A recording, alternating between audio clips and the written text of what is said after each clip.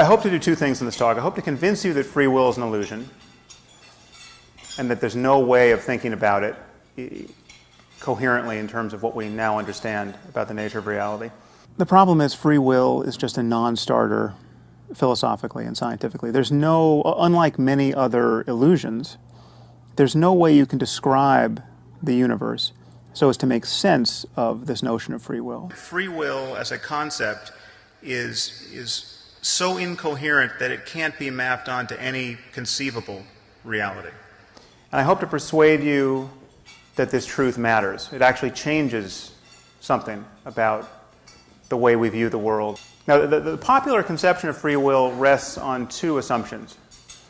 The first assumption is that each of us was free to behave differently than we did in the past. If you could rewind the movie of your life to some moment 10 minutes ago or 10 hours ago, 10 years ago, you would be able to proceed differently than you did. If you chose A, you could have chosen B. If you became a firefighter, you could have become a policeman. You had chocolate ice cream, you could have chosen vanilla. It certainly seems to most of us, most of the time, that this is the universe we're living in.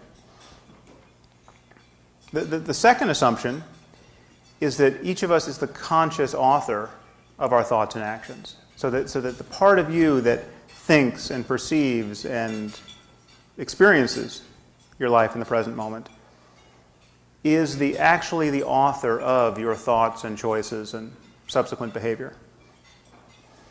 Now, the problem, unfortunately, is that we know that both of these assumptions are false.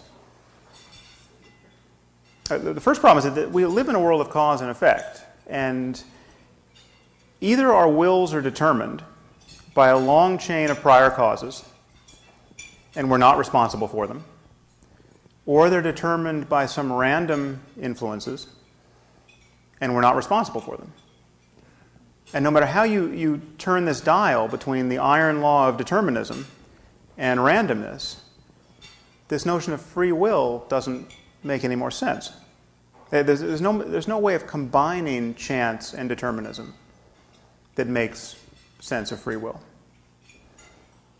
And consciousness clearly is not in the driver's seat. For instance, there's now a tradition of doing experiments where you give people a very simple choice, just to push one button, the left button or the right button. And they can push whichever they want, whenever they want. And the only other task you give them is to watch a special clock where they can discriminate time in a very fine-grained way. And they just have to notice what time it was when they finally consciously made up their mind. What you find, and what the first person who did this, Benjamin Libet, did, a physiologist who had people hooked up to EEG while doing this, but it's since been replicated with functional magnetic resonance imaging and even direct recordings from the cortices of surgical patients, you find that the time at which a person consciously thinks they have consciously decided to push the left button versus the right, comes some seconds often, at minimum half a second, sometimes up to 5 seconds or 7 seconds after the brain has already decided. You can tell what the person is going to do before they know what they're going to do by looking at the brain data. Now, obviously, this gap is fundamentally hostile to the notion of free will, because this means that someone could tell what you're going to do at a point in time where you think you're still making up your mind.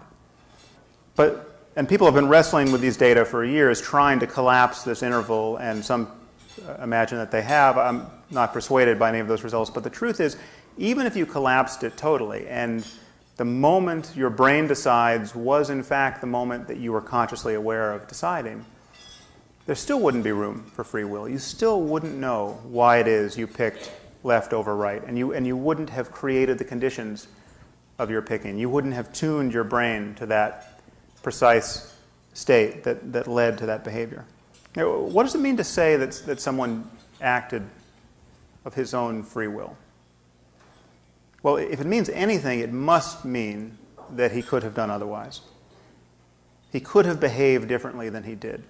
And not based on some random influences over which he had no control, but because he, as the conscious subject, was in fact the author of his actions. But the problem is no one has ever found a way of describing how physical processes could occur that would make sense of this claim. So you consider your generic murderer. A person's choice to commit a murder is preceded by a certain pattern of electrochemical activity in his brain, which is in turn the product of prior causes, some combination of bad genes and the developmental effects of an unhappy childhood, and then whatever is impinging on his brain in that moment. We are downstream of causes of which we're not conscious and cannot possibly be conscious. The moment we catch sight of this stream of causes, reaching back into this person's childhood and beyond, and out into the world beyond their skin, that his culpability seems to disappear. To say that he would have done otherwise, or could have done otherwise had he wanted to, is simply to say he would have been a different person had he been a different person, or he would have lived in a different universe had he lived in a different universe. And as disturbing as I might find such a person's behavior, I have to admit that if I could trade places with him, atom for atom, I would be him. I mean, there's no extra part of me that could decide to see the world differently or could decide to resist the impulse to victimize other people. And even if you believe that each of us harbors an immortal soul, this problem of responsibility remains. I cannot take credit for the fact that I don't have the soul of a psychopath. I didn't make my soul. If I had truly been in this person's position, if I had the same genes and the same brain, the same life experience, or the same soul, I would have done exactly as he did and for the same reasons. So the role of luck in our lives appears decisive. The problem of free will is actually deeper than the problem of cause and effect. Free will doesn't even correspond to a subjective fact about ourselves. Now most people think we have a strong subjective experience of free will. And the problem is just that we can't map it on to physical reality. This, I think, is an illusion. I think we actually do not feel as free as we think we do. This relies on us not paying very close attention to what it's like to be us. The truth is we feel or presume an authorship over our actions, over and thoughts, over a certain channel of information in our conscious minds that is illusory. The endurance of free will as a philosophical problem in need of a solution is born of the fact that most of us feel that we freely author our thoughts and intentions and actions, therefore. However difficult it may be to make sense of this in logical or scientific terms. There is actually no evidence of free will in our experience. And if you pay close attention to your experience, you can see this. If you pay attention, you can see that you no more author the next thing you think than the next thing I say. Thoughts simply appear in consciousness. What are you going to think next? What am I going to say next? I could suddenly start talking about why we don't eat owls. Why don't we eat owls? They seem perfectly good. Okay. Now, where did that come from? Okay. It came out of nowhere as far as you're concerned, but the same thing is happening in your own mind at this moment. I mean, you've all made an effort to be here tonight, presumably because you wanted to hear what I had to say about free will, and now you're trying to listen to me, but you also have a voice in your head that says things. Haven't you noticed? And it says things. It says things that are completely unconstrained at times by the thing you're trying to focus on. I mean, I'm standing up here trying to reason with you, and you will think, he does look a little like Ben Stiller.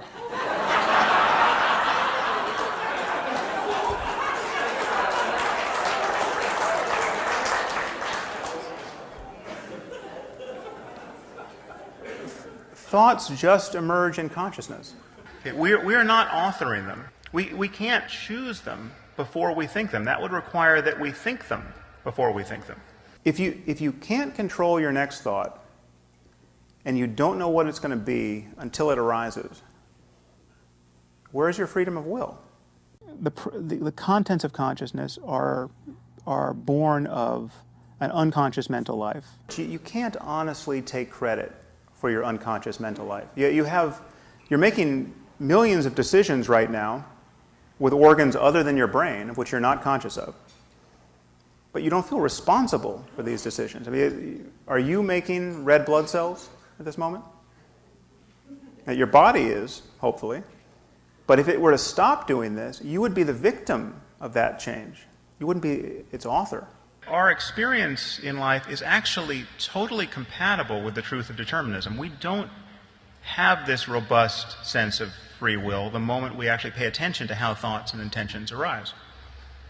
And again, it's important to notice that this is true whether or not we have immortal souls. I mean, the case I'm building against free will does not presuppose philosophical materialism. But even if we have souls that are somehow loosely integrated with the brain, the unconscious operation of a soul grants you no more free will than the unconscious neurophysiology of your brain does.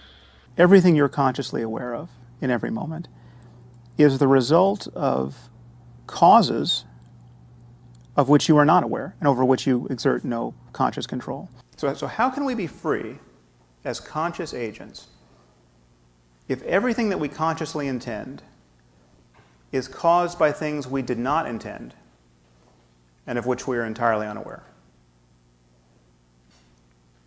We can't. We can't choose what we choose in life. And when it seems that we choose what we choose, so perhaps when going back and forth between two options, we don't choose to choose what we choose.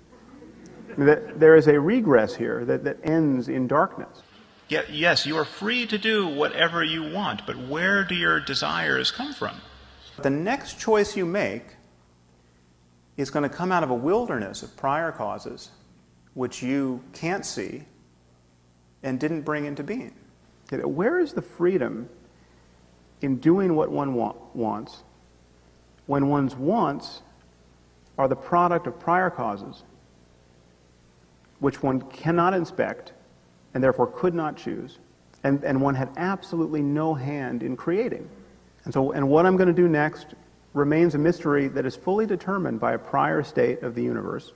From the perspective of your conscious mind, you are actually no more responsible for your next thought than you are for your birth into this world. You have not built your mind. And in moments where you seem to build it, where you finally take the reins of your life and you decide to acquire knowledge or learn a new skill, the only tools at your disposal are those which you've inherited from moments past. No one picks their parents or the society to which they were born. No one picks the moment in history in which they live. No one picks their genes or the environmental influences that determine the structure of their brain. No one determines how their nervous system gets shaped from the moment of conception onward. Your physical development is something you had no hand in. You didn't pick any of the influences that shaped your neurophysiology. You didn't pick your soul, if you have one. And yet this totality of influences and states will be the thing that produces your next decision. Just think of the context in which you are going to make your next decision. Your brain is making choices based upon beliefs and intentions and states that have been hammered into it over a lifetime. You are no more responsible for the exact structure and state of your brain in this moment than you are for your height. What you do based on conscious, predetermined decisions says more about you than anything else. Thoughts simply arise in the mind. But the idea that we as conscious beings are deeply responsible for the characters of our minds simply can't be mapped onto reality. And if we want to be guided by reality, rather than by the fantasy lives of our ancestors, I think we have to revise our view. Thank you very much.